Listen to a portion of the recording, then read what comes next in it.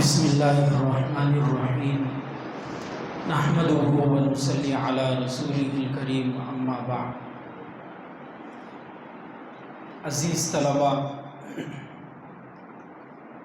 کسی بھی فن کو پڑھنے یا مطالعہ کرنے سے پہلے اس فن سے متعلق بنیادی باتیں اور مبادیات کو پڑھنا چاہیے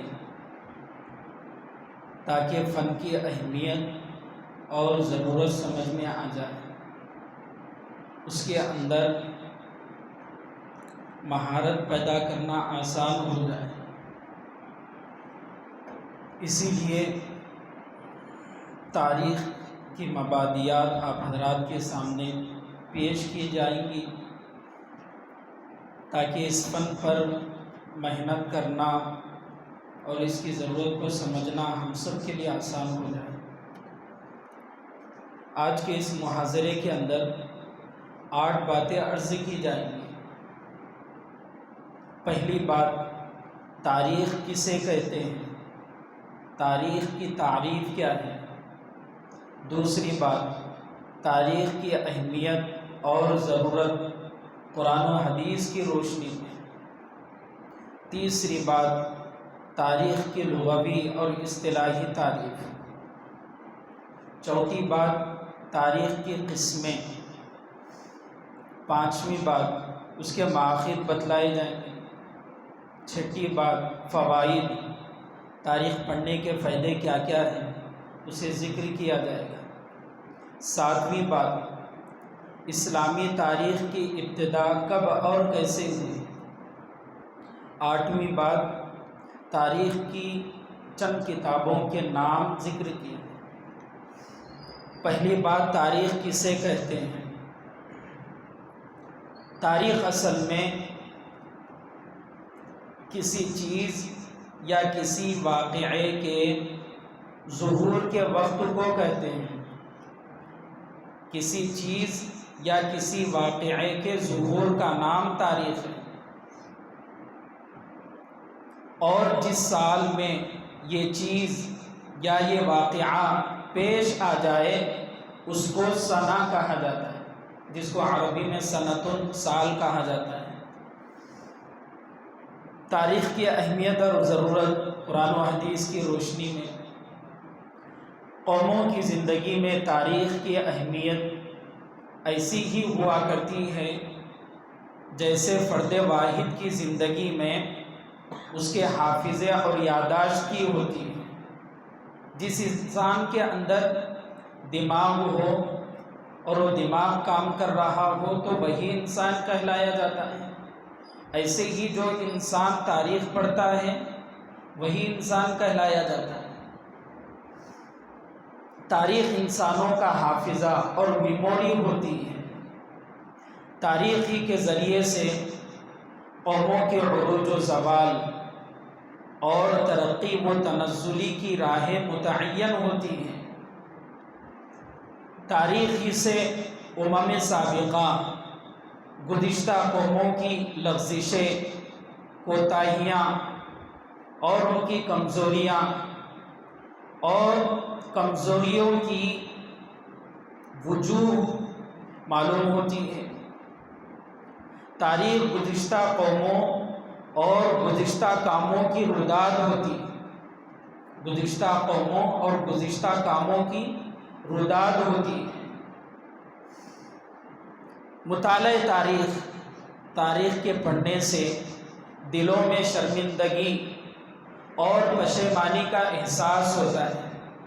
ہمارے بڑوں نے ایسا کیا، ہمارے بڑوں سے یہاں پر ایسی کوتاہی یا کمزوری ہوئی، آدمی پشیمانی کا شکار ہو جاتا ہے، احساس ہوتا ہے۔ تاریخ کو پڑھنے سے ارادوں میں استواری، حوصلوں میں بلندی اور عزائم میں پختگی پیدا ہوتی ہے۔ الغرض تاریخ ہی اس کائنات کا پس منظر بھی ہے اور پیش منظر بھی۔ پس منظر یعنی گزشتہ حالات جو بھی گزرے ہیں، اور پیش منظر یعنی آنے والے حالات۔ قرآن و حدیث کی روشنی میں تاریخ کی اہمیت، قرآن کو ہم جب دیکھتے ہیں تو تاریخ کی اہمیت کا اندازہ ہوتا ہے۔ قرآن پاک اصلاً اللہ پاک نے لوگوں کی ہدایت کے لیے نازل فرمایا۔ قرآن پاک کی آیت ہے، اعوذ باللہ من الشیطان الرجیم ذالک الکتاب لا ریب فیہ ھدی للمتقین۔ قرآن پاک کا مقصد بتلایا گیا ہے، نزول کا مقصد اللہ نے قرآن پاک کے اندر ذکر کیا گیا، لوگوں کی ہدایت کے لیے نازل کی گئی۔ لیکن قرآن پاک ضمناً گزشتہ قوموں کی اور نبیوں کی تاریخ ذکر کرتی ہے۔ قرآن پاک کی چند آیتوں سے اندازہ ہوتا ہے، وَكُلًّا نَقُصُّ عَلَيْكَ مِنْ أَنْبَاءِ الرُّسُلِ مَا نُثَبِّتُ بِهِ فُؤَادَكَ۔ اللہ تعالیٰ نے گزشتہ پیغمبروں کے حالات کو ذکر کیا ہے تاکہ ہمارے دل کو مضبوط کرے، مَا نُثَبِّتُ بِهِ فُؤَادَكَ۔ ایسے ہی قرآن پاک کی دوسری آیت ہے جس کے اندر اللہ تعالیٰ نے گزشتہ قوموں کے واقعات اور ان کے قصوں کو بیان کر کے ان کے انجام بد سے یعنی برے انجام سے امت محمدیہ کو عبرت کا سامان دیا ہے، عبرت کا سامان دیا ہے۔ قرآن پاک کی آیت ہے، لقد کان فی قصصہم عبرۃ لأولی الالباب۔ ہم نے ان کے قصے امت محمدیہ کے لیے بطور عبرت سنائے۔ اللہ تعالیٰ ہمیں انبیاء کے قصے، گزشتہ قوموں کے واقعات بطور درس ہمیں سنا رہے، عبرت کے طور پر ہمیں سنا رہے۔ ایسے ہی ہم احادیث کی کتابوں پر جب نگاہ ڈالتے ہیں تو تاریخ کے اندر بہت سارے واقعات، احادیث کے اندر بہت سارے واقعات ایسے ملتے ہیں جن کے اندر اللہ کے نبی صلی اللہ علیہ وسلم کی زبانی تاریخ کو ذکر کیا گیا۔ غزوات ہے، غزوہ تبوک فلاں تاریخ فلاں سن ہجری میں، غزوہ خندق فلاں سن ہجری میں، ایسے ہی اور بہت سارے تاریخی واقعات حدیث کے اندر ہے۔ اللہ کے نبی صلی اللہ علیہ وسلم نے اپنی حدیثوں کے اندر گزشتہ نبیوں کے اور بنی اسرائیل کے واقعات، عابدوں کے واقعات ذکر کیے، تو معلوم یہ ہوا کہ حدیثوں کے اندر بھی تاریخ کی اہمیت ذکر کی گئی، تاریخ کی اہمیت بتلائی گئی۔ تاریخ کی لغوی اور اصطلاحی تعریف۔ لفظ تاریخ عربی زبان کا لفظ ہے جو ارخا فعل سے ماخوذ ہے، ارخا فعل سے ماخوذ ہے، جس کے معنی دن اور رات لکھنے کے آتے ہیں۔ ارخا کے معنی دن اور رات لکھنے کے آتے ہیں، جیسے اہل عرب کہا کرتے تھے ارخل کتابہ یا اریخہ ارخن، ارخل کتابہ یا اریخہ ارخن، اور ایسے ہی دیگر مصادر بھی ہیں، ایراخن و تاریخن، جس کے معنی ہیں اس نے خط پر وقت یا دن لکھا۔ کتاب کے معنی خط کے یہاں پر ذکر کیے گئے، ارخل کتابہ یا اریخہ ارخن و تاریخن، اس نے خط پر دن یا رات لکھا۔ یہ لغوی تعریف ہو گئی۔ اصطلاحی تعریف، اصطلاحی تعریف علماء نے متعدد ذکر کیے گئے ہیں، مؤرخین نے ایک سے کئی اقوال ذکر کیے گئے ہیں۔ صرف ایک قول علامہ ابن خلدون رحمۃ اللہ علیہ، جو ایک بہت بڑے مؤرخ گزرے ہیں، وہ فرماتے ہیں اخبار عن الایام والدول والسوابق من القرون الاول، اخبار عن الایام والدول والسوابق من القرون الاول، یعنی گزشتہ ایام، گزشتہ حکومتوں اور گزرے ہوئے ادوار کے لوگوں کی خبر، جس کا ترجمہ ہے۔ تو تاریخ کی یہ اصطلاحی تعریف ہو گئی۔ ایسے ہی علماء نے، مؤرخین نے علم تاریخ کی بھی تعریف ذکر کی۔ ایک تو تاریخ کی تعریف ہے، دوسرا علم تاریخ کی تعریف ہے۔ اکثر فنون کے اندر ایسی تعریفیں ہوتی ہیں۔ علم تاریخ کی تعریف: علم التاریخ علم یتضمن ذکر الوقائع و اوقاتها۔ علم تاریخ کی تعریف ذکر کی گئی۔ علم التاریخ علم یتضمن ذکر الوقائع و اوقاتها، یعنی علم تاریخ وہ علم ہے جس کے اندر حوادث، واقعات اور ان کے زمانہ وقوع کا تذکرہ، زمانہ وقوع کا تذکرہ۔ ایسے ہی تاریخ اسلام مولانا اکبر نجیب آبادی رحمۃ اللہ علیہ، انہوں نے علم تاریخ کی تعریف ذکر کی ہے۔ وہ فرماتے ہیں علم تاریخ وہ علم ہے جس کے ذریعے انسان کی گزری ہوئی نسلوں، بادشاہوں، ہادیوں،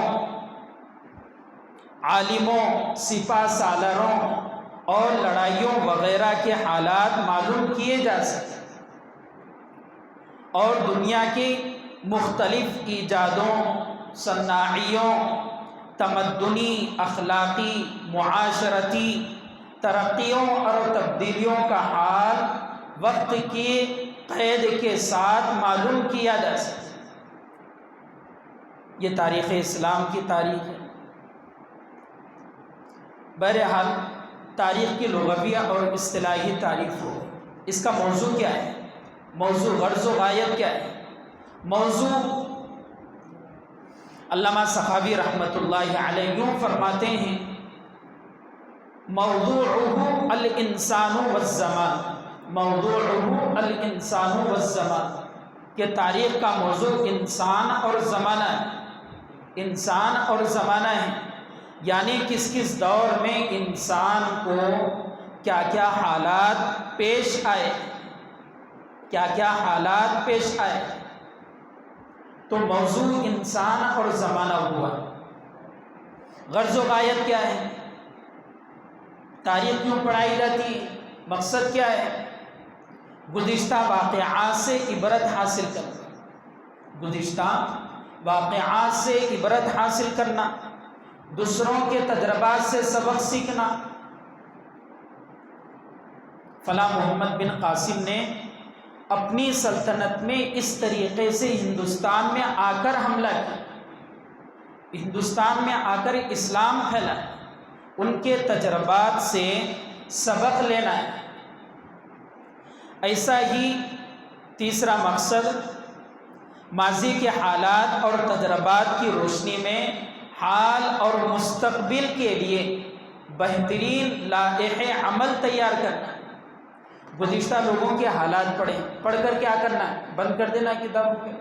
نہیں، منزل طے کرنا ہے، مستقبل کیسے بنانا ہے اس کو طے کیا جائے، یہ تاریخ کا مقصد ہے، غرض و غایت۔ تاریخ کی قسمیں، تاریخ کی دو قسمیں ہیں: تاریخ عام، تاریخ خاص، تاریخ عام اور تاریخ خاص۔ تاریخ عام کے معنی معلوم ہے، جس کے اندر عموم ہوتا ہے، جس میں دنیا کی تاریخ سے بحث کی جاتی ہے، اس کو تاریخ عام کہا جاتا ہے۔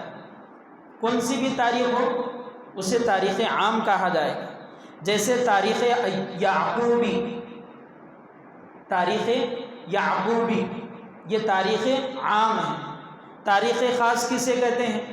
جس کے اندر کسی خاص قوم یا کسی خاص گروہ، جماعت یا کسی خاص سلطنت کے اور حکومت کے واقعات اور حالات بیان کیے جاتے ہیں، جیسے تاریخ اسلام ہے، اس میں خاص گروہ یعنی مسلمانوں کی تاریخ ہے، تاریخ بنو امیہ، تاریخ بنو عباسیہ، عثمانیہ، اندلسیہ، ایسے ہی خاص سلطنت، تاریخ ترکی، تاریخ اندلس، تاریخ ہند، یہ تاریخ خاص ہے۔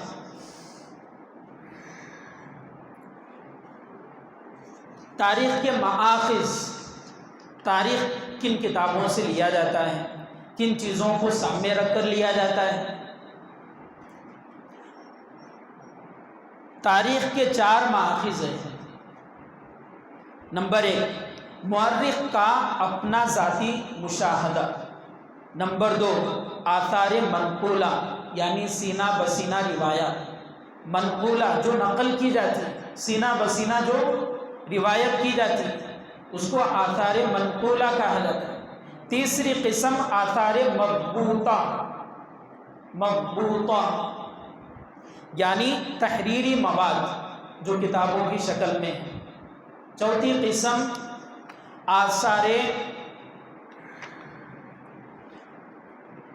آثار قدیمہ۔ یہ 4 قسمیں ہیں۔ اب اس کی تفصیل، مورخ کا اپنا ذاتی مشاہدہ۔ مورخ کسے کہتے ہیں؟ پہلی بات سمجھنا چاہیے، جو تاریخ کو لکھنے والا ہوتا ہے، جو تاریخ داں ہوتا ہے، تاریخ کو سمجھنے والا اور اس میں مہارت رکھنے والا ہوتا ہے، اسے مؤرخ کہتے ہیں۔ مؤرخ اپنی زندگی یا اپنے دور کے چشم دیدہ حالات قلم بند کرے تو وہ ذاتی مشاہدہ کہلاتا ہے۔ مؤرخ اپنی زندگی میں کچھ حالات دیکھا جس کو وہ قلم بند کیا، ہمارے ملک میں ایسے ایسے حالات ہیں، ہمارے ملک میں یہ تاریخی واقعہ پیش آئے، اس کو وہ کتاب کے اندر لکھتا ہے، محفوظ کرتا ہے، تو اسے ذاتی مشاہدہ کہتے ہیں۔ جیسے مغلیہ سلطنت کے جو بانی ہیں ظہیر الدین بابر، انہوں نے اپنے زمانے میں تذکِ بابری ایک کتاب لکھی تھی، جو دنیا کا مشاہدہ کر کے انہوں نے اپنے زمانے میں ایک کتاب لکھی تھی جس کو تذکِ بابری کہا جاتا ہے، جس کے اندر ان کے ذاتی مشاہدے لکھے گئے۔ دوسری قسم آثار منقولہ، سینہ بسینہ روایات، جس کو زبان زد باتیں بھی کہا جاتا ہے۔ زبان زد باتیں، کہاوتیں، ہم نے بڑوں سے ایسا سنا، انہوں نے ایسا کہا، انہوں نے تاریخ کی یہ بات ذکر کی، تو جو زبان زد باتیں ہوتی ہیں اس کو آثار منقولہ کہا جاتا ہے۔ جیسے کہانیاں ہیں، نظمیں ہیں، کہاوتیں ہیں، یہ ساری چیزیں آثار منقولہ کے اندر آتی ہیں۔ تیسرا آثار مضبوطہ، تحریری مواد۔ اس سے مراد وہ تحریری مواد ہے جن کی تفصیل جاننے کے لیے مؤرخ ان ذرائع پر بھروسہ کرتا ہو، جیسے کتابیں ہیں، یادداشتیں ہیں، دفتروں کے کاغذات ہیں، دستاویزات ہیں، اور اس زمانے کے پرانے زمانے کے احکامات ہیں وغیرہ وغیرہ، تو اسے آثار مضبوطہ کہا جاتا ہے۔ ہم نے اللہ کے نبی کے زمانے کو نہیں دیکھا، ہم نے صحابہ کے زمانے کو نہیں دیکھا، لیکن کتابیں موجود ہیں، معتبر علماء نے، مؤرخین نے اس زمانے میں کتابیں لکھی، ہم نے ان کتابوں پر بھروسہ کیا، اس کو آثار مضبوطہ کہا جاتا ہے۔ ایسے ہی چوتھی قسم آثار منقولہ، پرانے زمانے کے نشانیاں، پرانے زمانے کے نشانیاں جن کو دیکھ کر تاریخ کا علم ہوتا ہے، جن کو پڑھ کر تاریخ کا اندازہ ہوتا ہے۔ جیسے شہروں کے ویران قلعے ہیں، ویران قلعے 7 گنبد ہیں اور دیگر قلعے، ان کو دیکھنے سے اندازہ ہوتا ہے کہ فلاں قلعے پر فلاں شخص کی حکومت تھی۔ ایسے ہی عمارتوں کے کتبے، مسجدیں ہیں، قلعے ہیں، وہاں پر بہت سارے بورڈ لگے ہوئے ہوتے ہیں۔ یہ مسجد اتنے کروڑ روپے میں اس زمانے میں بنائی گئی، اس عمارت کو اتنے مزدوروں نے مل کر بنایا، تو وہ عمارتیں فارسی کے، اردو کے وہ کتبے دیکھ کر ہمیں اندازہ ہوتا ہے۔ ایسے ہی پتھروں کی تصویریں، پرانے زمانے کے آپ قلی قطب شاہ جو ہمارے حیدرآباد کی حکومت ہے، آپ ان کی مزاریں اور ایسے ہی ان کے حکومت کے جو کارنامے دیکھیں گے آپ، تو ان کا ایک بہت بڑا کارنامہ مزاروں پر، قبروں پر کالا پتھر نصب کرنا انہوں نے شروع کیا۔ تو ان پتھروں کو دیکھنے سے اندازہ ہوتا ہے کہ تاریخ کوئی چیز تھی، یہاں پر کوئی حکومت کرنے والی تھی، یہاں پر کوئی بادشاہ مدفون ہے۔ تو یہ آثار قدیمہ ہیں۔ ایسے ہی پرانے زمانے کے ہتھیار، ترکی کے ہتھیار دیکھ لی، صحابہ کے لباس دیکھ لی، اللہ کے نبی کے بال مبارک دیکھ لی، اور بھی بہت ساری چیزیں جو قرآن پاک کی شکل میں ہیں، جو ہم دیکھتے رہتے ہیں۔ ان چیزوں کو دیکھنے سے، ان ہتھیاروں کو، ان اشیاء کو دیکھنے سے تاریخ کا علم ہوتا ہے۔ پرانے زمانے کے برتن، پرانے زمانے کے سکے، تو یہ آثار قدیمہ کہلاتے ہیں۔ بہرحال یہ 4 قسمیں ہوئی، ان چاروں قسموں کو پڑھنے کے بعد بھی آدمی تاریخ سے فائدہ اسی وقت اٹھا سکتا ہے، اور تاریخ اسی وقت لکھ سکتا ہے جب اس کے اندر اعلیٰ درجے کی ذہانت ہو، بصیرت ہو، اعلیٰ درجے کی ذہانت ہو، بصیرت ہو، تاریخ سے شوق اور دلچسپی ہو، قوموں کے مخصوص رسومات کو جاننے والا ہو، اور جغرافیائی حالات کا علم رکھنے والا ہو۔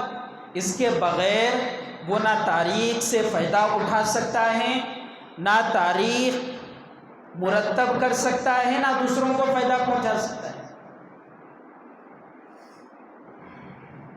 تاریخ کی بہت ساری قسمیں ہیں، چند قسمیں آپ حضرات کو سنائی جاتی ہیں۔ علامہ ذہبی رحمۃ اللہ علیہ، انہوں نے اپنی کتاب کے اندر لکھا ہے،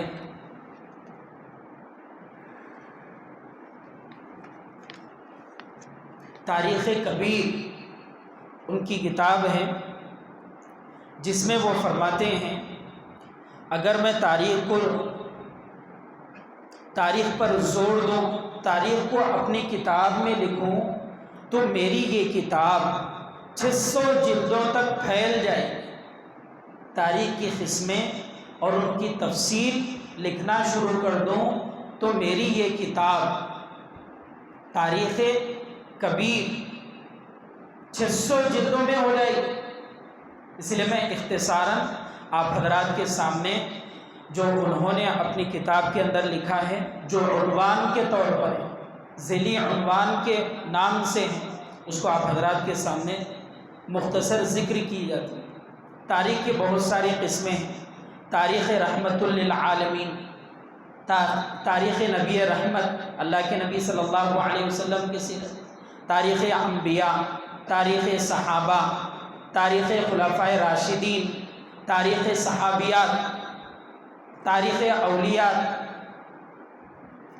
تاریخ ملوک، تاریخ الدول، تاریخ السنہ، تاریخ الشیعہ، فرقہ ضالہ جتنے پورے آ جائیں گے، تاریخ خوارج، تاریخ خرامطہ، تاریخ معتزلہ، آپ حضرات آئندہ پڑھیں گے، تاریخ ائمہ اربعہ، امام ابو حنیفہ، امام شافعی، امام مالک اور امام احمد بن حنبل رحمہ اللہ، تاریخ وزراء، دنیا کے اندر بادشاہوں کے خاص وزیر کتنے گزرے، ہر بادشاہ کے پاس کتنے وزیر ہوتے تھے، تاریخ وزراء، تاریخ امراء،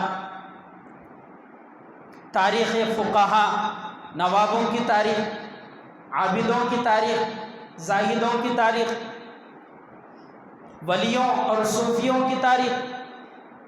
ہر زمانے میں کتنے ولی گزرے ہیں، ہر صدی میں کتنے ولی گزرے ہیں، صوفی حضرات کتنے گزرے ہیں، نحویین کتنے گزرے ہیں، صرفیین، بلاغت کے علماء، شعراء، ادباء، ان لوگوں کی تاریخ، خطیبوں اور واعظوں کی تاریخ. ہر زمانے میں مشہور خطباء گزرے ہیں، ان خطباء کی تاریخ. نابینا، اپاہج، بہرے، گونگے، کبڑے لوگوں کی تاریخ. ایسے ہی حسینوں، عاشقوں، رقاصوں، فاسقوں، دلالوں، کذابوں اور مخنثوں کی تاریخ. اگر آپ دیکھتے چلے جائیں گے تو ہر زمانے کے کچھ نہ کچھ ملتے چلے جائیں گے. امام ذہبی رحمۃ اللہ علیہ فرماتے ہیں، انہوں نے اپنی کتاب کے اندر تاریخ کی 40 قسمیں ذکر کی اجمالاً، جس کو اگر تفصیلاً ذکر کیا جائے تو 600 جلدوں میں ہو جائے گا. 600 جلدوں میں. تاریخ کے فائدے کیا ہیں؟ بے شمار فائدے ہیں. مطالعہ تاریخ کے بے شمار فائدے ہیں. حوصلہ بلند کرتا ہے، نیکیوں کی ترغیب دیتا ہے، برائیوں سے روکتا ہے. تاریخ کے پڑھنے سے دانائی اور بصیرت ترقی کرتی، دور اندیشی بڑھتی. آدمی کا ذہن بہت آگے چلتا، دور اندیشی بڑھتی، دل سے رنج و غم دور ہو کر مسرت اور خوشی میسر ہوتی. ملک کے کچھ بھی حالت نہیں، پہلے زمانے میں ہوئے بنو عباسیہ کے، بنو امیہ کے، کچھ بھی حالت نہیں. آدمی کے دل کے اندر سے رنج غم ختم ہو جاتا، اطمینان سے، کچھ بھی حالت نہیں ہے تاریخ پڑھنے سے. تاریخ انسان کو تجربہ کار بناتی، سیاسی اور عسکری امور میں وسعت نظر پیدا کرتی. سیاسی اور عسکری جنگی امور میں وسعت نظر پیدا کرتی. اپنے اسلاف سے رشتہ جوڑ کر قومی غیرت اور حمیت پیدا کرتی. ہمارے دیوبند کے علماء نے، ہمارے اکابرین نے ملک کے لیے اور قوم کے لیے کس کس طریقے سے قربانیاں دی. غیرت پیدا کرتی، ہم کہاں پر جی رہے ہیں، علم کو لے کر امت کے سامنے کتنا پیش ہو رہے ہیں. غیرت پیدا کرتی، حمیت جگاتی. تاریخی کتابوں کا مطالعہ کرنے والوں میں احقاق حق اور ابطال باطل کی قوت ترقی کرتی. تاریخ پڑھنے سے صبر اور استقلال کی صفت پیدا ہوتی اور دل و دماغ میں ہر وقت تازگی کی کیفیت موجود رہتی. تاریخ پڑھنے کا ایک سب سے بڑا فائدہ یہ ہے کہ انسان ہر وقت اپنے آپ کو بادشاہوں، رسولوں، نبیوں، ولیوں، فاتحوں، حکیموں، عالموں، ان سب کی مجلسوں میں اپنے آپ کو محسوس کرتا ہے. تاریخ بنو امیہ پڑھ یوں محسوس ہوتا ہے کہ میرے زمانے میں یہ ہوا، یوں محسوس ہوتا ہے کہ میں اس زمانے میں ہوں. اپنے آپ کو محسوس کرتا ہے، ان کی مجلسوں میں اپنے آپ کو محسوس کرتا ہے. اس زمانے کے ان علماء سے اور ان وزراء سے اور ان بادشاہوں سے آدمی کتاب پڑھنے سے، تاریخ کا مطالعہ کرنے سے استفادہ کرتا ہے. تو یہ تاریخ کے فائدے ہیں. تاریخ کب شروع ہوئی؟ تاریخ کا آغاز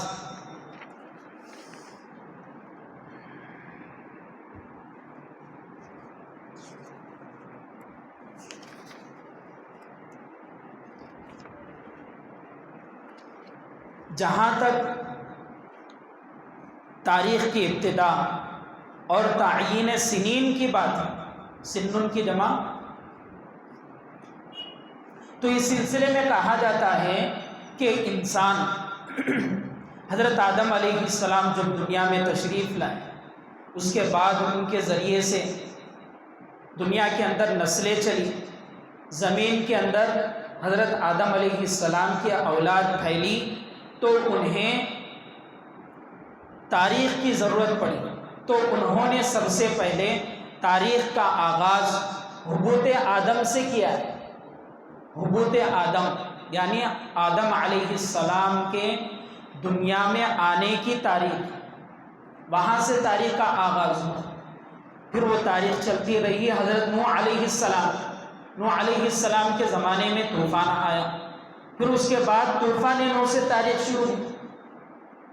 متعدد زمانوں میں مختلف شخصیات، مختلف واقعات اور حالات کی وجہ سے تاریخ کا آغاز ہوا۔ حبوط آدم شروع ہوا، تاریخ شروع ہوئی، طوفان نوح شروع ہوا، تاریخ شروع ہوئی۔ اس کے بعد پھر حضرت یوسف علیہ السلام، حضرت داؤد علیہ السلام اور ایسے ہی حضرت سلیمان علیہ السلام کی سلطنت سے تاریخ شروع ہوئی۔ ان لوگوں کی سلطنت سے تاریخ کا آغاز ہوا۔ اس کے بعد پھر حضرت عیسیٰ علیہ السلام کی ولادت مشہور قول کے مطابق، اگرچہ ان کے یہاں پر عیسائیوں کے یہاں پر اختلاف ہے، تو مشہور قول کے مطابق حضرت عیسیٰ علیہ السلام کی ولادت سے تاریخ کا آغاز ہوا، جو آج تک عیسوی کیلنڈر، انگریزی کیلنڈر کے نام سے چل رہا ہے۔ رہی بات ہجری کیلنڈر کی، اسلامی تاریخ اور کیلنڈر کی، تو اس کا آغاز سن 17 یا 18 ہجری کے اندر عہد فاروقی حضرت عمر رضی اللہ عنہ کے زمانے میں صحابہ کے مشورے سے حضرت عمر رضی اللہ عنہ نے آپ صلی اللہ علیہ وسلم کی ہجرت سے شروع فرمایا۔ اسلام کا غلبہ، اسلام کی ابتدا ہجرت سے ہوئی ہے، لہذا یہاں سے تاریخ شروع ہونا چاہیے۔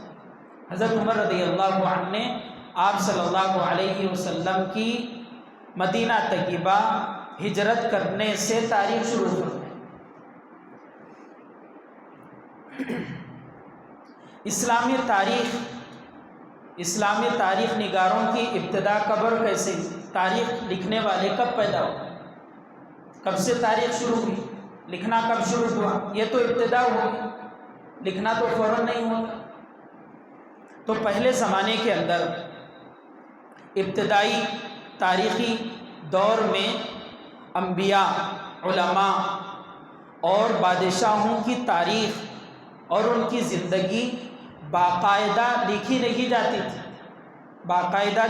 جاتی تھی، بلکہ ان کے اہم واقعات اور تاریخی حقائق کی چند جھلکیاں منتشر اور مبہم روایات کی صورت میں اسلاف سے اخلاف تک چلتی تھی۔ انبیاء علیہ السلام سے یہ واقعہ سینہ بسینہ چلتے رہتے، وہی تاریخ اس زمانے کے اندر چلتی تھی، بس محفوظ کرنے کا کوئی خاص نظم نہیں تھا، باپ دادا سے سن لیے۔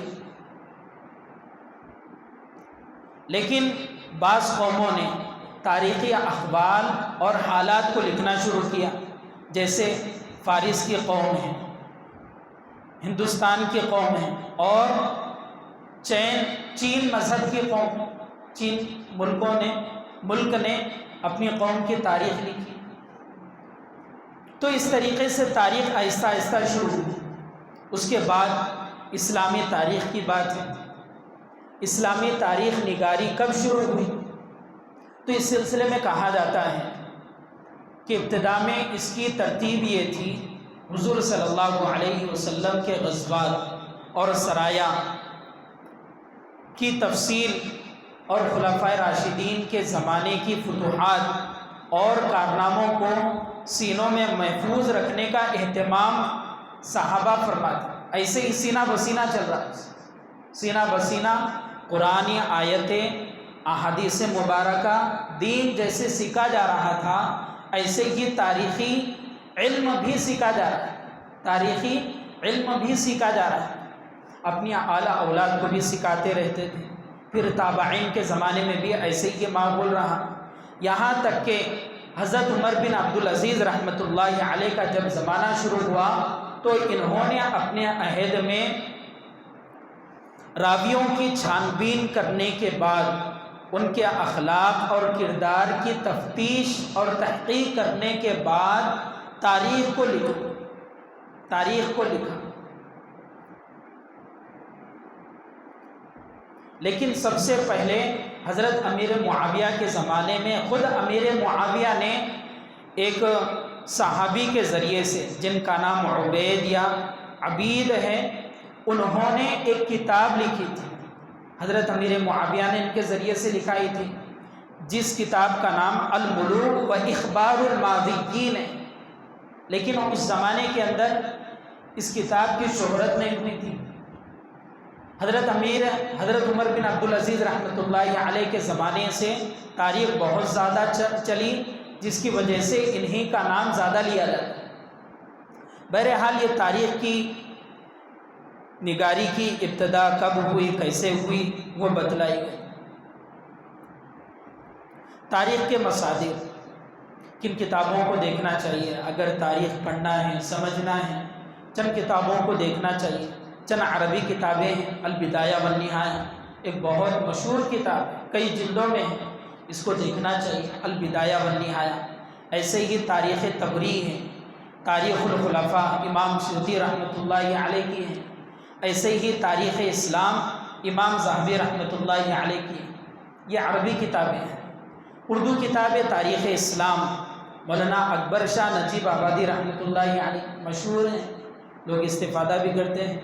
تاریخ امت مسلمہ مولانا اسماعیل ریحان صاحب دعوت برکاتہم، جو پڑوسی ملک کے ہیں، کئی جلدوں میں ماشاءاللہ اپنی کتاب لکھی ہے، اللہ آپ کو جزائے خیر دے، بہت اچھی کتاب ہے، پڑھنا چاہیے۔ ایسے ہی تاریخ ملت مفتی زین العابدین سجاد میرٹھی صاحب، ان کی بھی کتابیں ہیں، دیکھنا چاہیے۔ تاریخ اسلام شاہ معین الدین ندوی صاحب رحمۃ اللہ علیہ۔ ایسے ہی اپنے ادارے سے بڑے مفتی صاحب نے کتاب کو لکھا ہے منظم مدارس، اس کی تیسری جلد جو عالمیت پر مشتمل ہے، اس کو بھی دیکھنا چاہیے۔ یہ چند تاریخی باتیں اور بنیادی باتیں ذکر کی گئی ہیں۔